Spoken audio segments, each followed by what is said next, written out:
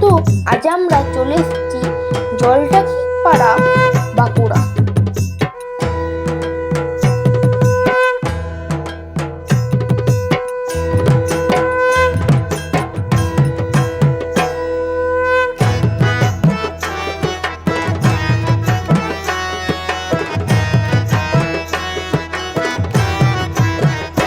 একবার নাচো